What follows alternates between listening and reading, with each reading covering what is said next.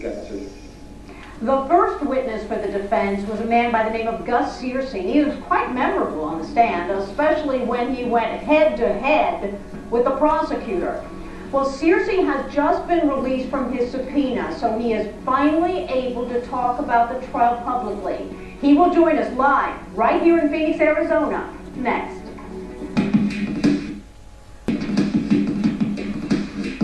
Did Chris share with you the fact that he told Mr. Searcy that he thought the defense was lying or like a snake? I don't remember if he told me that or not. He just told me that Gus said that he had information that could hurt Jodi or help Jodi. And welcome back, everybody, to In Session. His name is Gus Searcy. He was the very first witness for the defense, and he is remembered for a number of things, many of which I'm going to talk to him now. He joins us live right here in Phoenix, Arizona. Thank you so much. Now, here's the first thing I want to ask you. We just played this.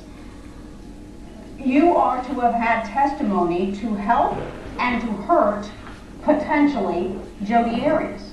So now here's the first thing I want to ask you, Gus. When did you hear from Jodi after Travis was killed? When was the first time that you heard her voice? Yeah, this is something that no one has asked, and the defense or the prosecuting ever knew. I got a call from her at 3:30 in the morning the night that he had died. Now, wait a minute. You mean June 4th? I believe that's when it was. At 3:30 in the morning, she called me hysterical that Travis was dead, and I asked what happened, and she was very vague about that, and I said, "Are you okay?" She said yes, and I said, "Where are you?" And she said, "Northern California." And I said, "Do you need a ride or do you need anything?" She said, "No, I'm going to rent a car." So I told a friend of mine about it the next day. Well, then a few weeks later, she got arrested. When she got arrested, I called the DA's office and said, "I have some information that you may need to know," because at that time she hadn't confessed yet. So either it would give her an alibi of where she was, or it would put her at the scene by just checking where the cell phone came from. Do you realize that what you are telling us right now could be critical testimony for the prosecution in this case? Because we don't know of anyone that she absolutely spoke to the night of June 4th, because this was when she stabbed Travis Alexander late that afternoon, 29 times altogether, almost decapitated him and shot him in the head. So you believe it was the night of June 4th, early morning hours of June 5th, I guess you said. Yeah, the phone records would check that. They can check the phone records. That's why I called. Why did she say she was crying? Why did she say she was so upset? Well, 'cause she said he was dead. I knew she was crazy about him. She said he was dead? She said he was dead. She said Travis is dead, and she was hysterical.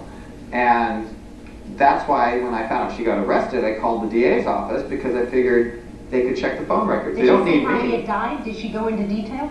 I didn't ask. You didn't ask her? Well, I asked her what happened. She said she didn't know. That's what she said. She said, "I don't know." So that's why I said I had information that could help or hurt. You know, this is more about the truth than anything specific. There's, you know, as the public, if we have information, it's our objective to bring it to the court, let the court decide what to do with it. So when I called the DA, and I'm accused of being in the limelighter, but 5 years ago there was no limelight. I didn't know there was going to be any television, and they didn't even need me. They could just check the phone records. And that's what I called, but he never called me back. Now, you also testified in court about a time that Jodi went to your motor home in Las Vegas. Right. I want to show everybody that testimony, and then I want to hear if there's anything else you couldn't testify to on that. Let's watch this. During this phone call we were speaking about, did Miss Arias identify who she was speaking to? Yes. And whom was that? Travis. Travis Alexander? Travis Alexander. Once it got heated, she excused herself, stepped outside. She talked to him for about a half an hour outside, and when she came back in, she was shaking and crying. Okay. Had you seen her act like that before in any of your prior interactions with her? No. Okay, so she comes to your motor home in Las Vegas, and this is shortly before she moves back to Northern California. Right. Why did she want to come? Well, what happened was she had called me earlier that day, crying, very upset. Her and Travis had gotten in a fight. he had threatened her. She was scared. She didn't say how she was threatened. She just said she had been threatened. She was scared. She didn't know what to do. And I said, look, I'm only an hour and a half away. Why don't you just come to Las Vegas, let cool things out. You can stay with me in the motorhome for a couple days. So, were you giving a presentation for prepaid legal that weekend? Yes, I was in Las Vegas for the local briefing. It wasn't a national convention. It was just the local marketplace. She testified to that yesterday. Okay, go ahead. Oh, so she comes into your motorhome. Comes in the motorhome, and at one point she gets, she's sitting a little bit farther away than you and I are right now, and she gets a phone call from Travis. How did you know it was Travis? Well, A, it showed up on the phone, and B, she looked at me and went, Travis. And then Travis is on the phone, and you can hear his voice because, again, we're close and it's a very quiet motorhome. And she wants to try to get off the phone with him, and he yells at her like, damn it, Jodi. And it's like she ducked a bullet. I mean, she winced and she like ducked. And she looked at me, kind of got this embarrassed look, and that's when she went outside to carry on the conversation. And then when she came back in, she was crying and shaking, and then, you know, went to use the bathroom. Now, what was she, when she came back in, was she literally shaking? Yeah, she was shaking. I mean, she was visibly shaking. Like a chihuahua? She testified to that yesterday, that she would shake like a chihuahua. Well, I'm still under subpoena, so I didn't see any of that. But no, she was shaking. Yeah, she was visibly shaking. I mean, like palsy. So I don't know what a chihuahua shakes like, but yeah, she was shaking like someone who'd been very upset, was crying, and you know they start shaking. That's what she was like. She was very, very upset. And you were not able to testify as to Travis and what he said. Right, they call it hearsay. Hearsay. That's but right. she can, I don't know, did she get on the stand and say what happened? She did not testify what he said on the phone. Okay. No. So you heard his voice. I heard his voice. I heard him say, damn it, Jodi, and she like ducked. And then she went outside. What was Travis like? Because, you know, we want to hear everything, and you knew Travis. Right. And we've heard his interaction with women. What was he like man to man? He was a really nice guy. I mean, he was outgoing. I mean, you know, he was one of the leaders in the company. He did a good job as a leader in the marketplace, and that's how I met him. I had come to speak in Arizona as one of the speakers for the area. And we'd interacted on a few occasions, but, you know, I didn't really know him well enough to know anything like all of this. It was only when I started helping Jodi that I started finding out kind of what was going on. And I didn't know it to the level that you're all hearing it now. I knew that they were having a problem. I knew that he kept breaking up with her, and when he'd go out with other girls, he'd kind of throw it in her face. And I was saying, look, you're being used. You need to get out of this. You told her this? Yes, I told her that she was being used and she needed to get out of this. And what'd she say? And she said she was trying to do, and that's why she was trying to move to Northern California. What was she like as a person? She's very, very feminine, very calm. She was always very, kind of more on the shy side. She wasn't very flamboyant. She wasn't very, you know, you see a lot of women in this business, and a lot of them, you know, dress very flamboyantly and very provocatively. She always was very feminine, very precise, very professional. Nothing like, you know, you wouldn't have suspected what happened would have happened. And that's what I want to ask you. She stabbed him 27 times. Defensive wounds make it 29 stabbings. She almost decapitated him, Gus. Almost. Yeah. And she shot him straight in the head. I understand that. How do you reconcile that?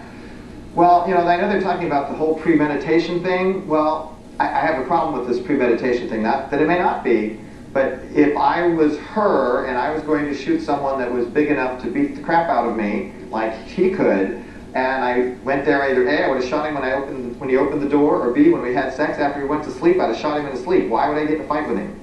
You have to ask yourself that. Now, once the fight started, I personally think she just lost it and went into rage from all the crap that's been happening to her for all of this time. Whether that's justified, I'm not saying that's justified at all. I'm just saying that's, I think, what happened, because as you're seeing what's coming out here, go away, come back, join my religion, leave me, you know, come have sex with me, I'm taking another girl tomorrow to Cancun. You know, that's very hard on someone who's trying to do what they can to please somebody. You know, you've gotten a bad rap in this case, in this trial. You have, your character has been attacked. Yes. Outside of the presence of the jury. The jury has not heard it, but with Chris and Sky Hughes and all of that, you know, I think we're going to take a short break, and we want to go more into that aspect of this case, sure. And you can maybe redeem yourself a little bit. All right, we'll be right back.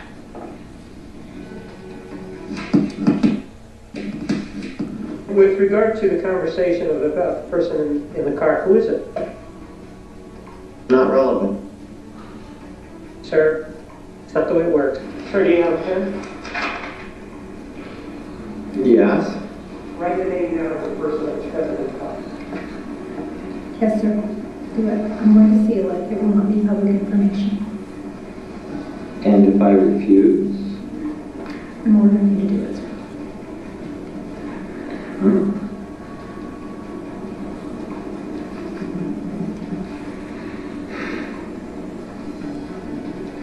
And if I write this number down and it's under seal, what does that mean exactly?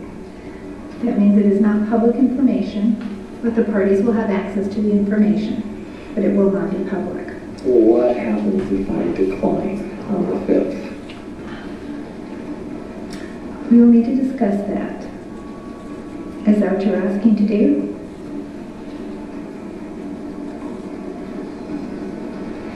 If perhaps Mr. Searcy should be appointed counsel. Do you have an attorney, sir? They're not handy.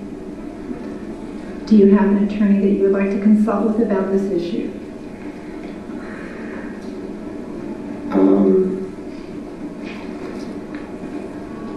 At this time of day, no. Okay, everybody, with us live right here in Phoenix, Arizona is the man you see on the stand right there, Gus Searcy.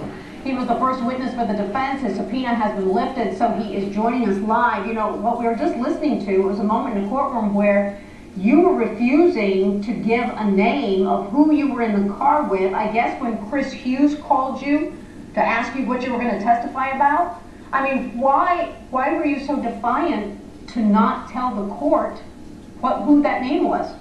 Because the person that was with me is afraid of these people. Afraid of who? The Hugheses. Why?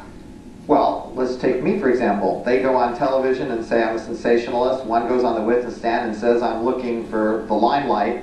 Yet I haven't been on television at all. They've been on television for months and months and months.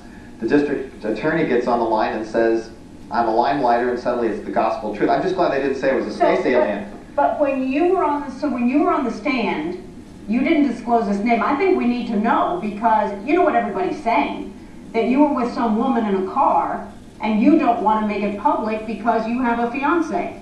Yeah, it was funny. Even my fiance's brother got a phone call. My fiance's brother called her and said, "Did you know Gus is having an affair?" And she laughed because she fixed us breakfast that day. It's actually way more innocent than that. So who were you in the car with? I was in the car with a young lady named Charmaine Jubin, and I actually have the court documents here. I was actually acting as a process server for her that day, and it shows here all of the county records that I was serving at 10:45 that morning in San Diego, accompanied for her, and this was filed with the courts at 12:07 that afternoon, and that's what we were doing at 10:15 when the call came, when the text came in from Chris. So she had told you, I'm too scared to come forward, and that's why you said in court, I can't say her name. That's correct. All right, another question everybody wants to know is, what was your relationship with Jodi Arias? Because here you are, a mentor to her, I guess, but yet she's calling you hours after, allegedly hours after she kills Travis? Well, when I work with people, I kind of get to know them really well. It's because I can't help you if I don't really know you. And what we do and how we make money, it's kind of it's a simple process. Yeah, but what I want to know the person. Did you date her? Oh heavens, no. No. Wasn't that at all. We just got to know each other, and because when I start asking you the mental, physical, and emotional, the three parts of you, and the emotional part, I need to know what's going on in your head, and that's when the whole Travis thing was coming out, and she became someone that she could talk to me about it because I kind of drew it out of her, and that's where I became like a sounding board for her, someone she could talk to, someone when she needed to talk to someone. I was the person, because she was pretty private about things. Even with me in the very beginning, was very private about things. Now, you get a call from Chris Hughes, who is someone that you knew, telling you that you were on the defense witness list, asking what you were going to testify to. And then in court, the testimony was that you're attention-seeking, that you are someone that's just coming forward for the publicity of it all. You're trying to promote your role in prepaid legal, which now goes by another name. That is defaming character attack right there. Is that what you're all about? No. You know, on the Supreme Court of the United States, it says equal justice for all. It doesn't have a little parenthesis, only if we like you. And if I was really doing that, I would have been on the TV months ago. He's been on the TV, and his brother has been on the TV, and Abe, they've been on the TV for months and months and months. The only reason I'm on the TV right now is you all have asked me to be here. I never tried to be on television, didn't have any interest in it. But you know what? Attempting to discredit the truth does not dilute its accuracy, and the truth is the truth. And as a public person, with knowing what I know, I lose either way. If I sit there and watch this, and if I have something that could save her and she gets put to death, that would be bad. On the other hand, if she gets left free, which she shouldn't, and I have something that could keep her in jail, that would be bad. So it's really not up to me to make those decisions. It's only up to me to present what I know, let the judge and jury be the judge and jury, and not anything else. Another person that's really attacked you was in that courtroom. It was the prosecutor, Juan Martinez. Let's watch a little bit of that cross-examination outside the presence of the jury. So you don't want to answer that question indicating that the people that are at the top of what appears to be a pyramid, those people are the ones that are making the money. Objection, argumentative. Overruled. It's not a pyramid, so to say it is would be wrong. It is multi-level, that I will agree with. Well, sir, so your answer is you won't answer that question, right? As proposed. As stated. Okay. Well, then let's use a triangle, right? It's not called a pyramid, let's call it a triangle. The people at the very top of the triangle, those are the people that are the directors, those are the people that have the rings, those are the people that go to the executive ball, right? It's more like a circle if you want to get into geometry. All right, this was actually in front of the jury. Without a doubt, of any witness that he has cross-examined so far, you are the one that has gotten the wrath of the prosecutor. What did it feel like from your standpoint on the stand? Because Jodi may get it even worse. I think he's watched too many LA Laws. Personally, I was like, yeah, I couldn't get it. It's just, he was trying to put words in my mouth, and that was not going to work, and I think that's where the whole back and forth came from. So I think Jodi, you know, when she goes on the stand, she's got to watch all of this. If she's paying attention, she'll hopefully learn from it. Is it the real Jodi that we're seeing on the stand? Because you knew her before all of this. We are seeing a person on the stand that is not the person that I hear in phone conversations with Travis. Is she different on the stand? No, she's a lot more subdued, but I think, look what she's been through. She's been in jail for 5 years. She's on trial for her life. The love of her life is dead. You know, there's been a lot of things that have changed her a little bit. So she acts a lot more subdued than she did before. She was a lot more, I mean, she was always reserved, but she had more of a spark to her than she did now. Now the reality is, she may become the 4th woman on Arizona death row. Mm-hmm. She was your friend. Mm-hmm. You were her mentor. That's true. What does that do to you? Well, I feel bad that this has happened. Like I said, there's no justifying killing someone, but there are circumstances that the public and the courts need to decide what it may. It may not be death. It may be life. It may be whoever it is. What do you think she should be convicted of? You know what? That's not for me to decide. I don't want to play. You know, it's the people versus Jodi. It's not the public, and I think there's too much public in all of this. There's too much emotion. I mean, I go and testify, I get death threats. I mean, you would believe the stuff I've gotten from people. You've gotten death threats? All kinds of stuff. Death threats, bodily injury threats. What are they saying? I'm a sleazebag. I'm a limelighter. You know, just the stuff that what the district attorney said. And how do they contact you? Oh, they go, well, I'm pretty easy to find on the internet. So they go to the internet. I have a website for a book I wrote. Not trying to plug the book, but they go there, and because if you Google me, it just pops right up. And then I get emails from people and Facebooks from people, and you know, it's about giving the truth and letting the jury and the judge do it. That's where it's supposed to happen. And you know what? If this wasn't so public, I can tell you this: if this was not so public, there are more people that would probably come forward who know more than that's being told. But when they see what happens, just like me, I come forward and get annihilated. The girl that I was with is terrified. Let me ask you one last question, because the people that I have spoken to, people I see, I talk to, I hear, I don't hear one good word about Jodi Arias, about the defense, about anything defense-oriented. I mean, it is cool to convict her before the jury has spoken. And the court of public opinion. Why? Well, because there's been months in advance. If you go months ago, Who was out there talking? The Hughes brothers. All the people were talking that were friends What of about her Travis. lies? What about her lies to the investigator? Right. What about all the stab wounds? I mean, this is one of the most horrific killing scenes that I think we have seen in this country in a long time. Absolutely. There's no question about it. But something made that all happen. Again, if she was really just trying to shoot him, she could have done it in his sleep. So there's more to it that we all don't know yet. All right, do you think people need to step back and look a little deeper? I think it's not the trial of public opinion, it's the trial of the people versus Jodi, and I think that's where it has to stay, and let the emotions take place afterwards. Because if you condemn anyone that comes forward with the truth, then you're going to restrict the amount of truth that you all hear. So you may never hear all the things that you should hear. That's the bad part. Gus Searcy, thank you so much for taking the time. A lot of insight there.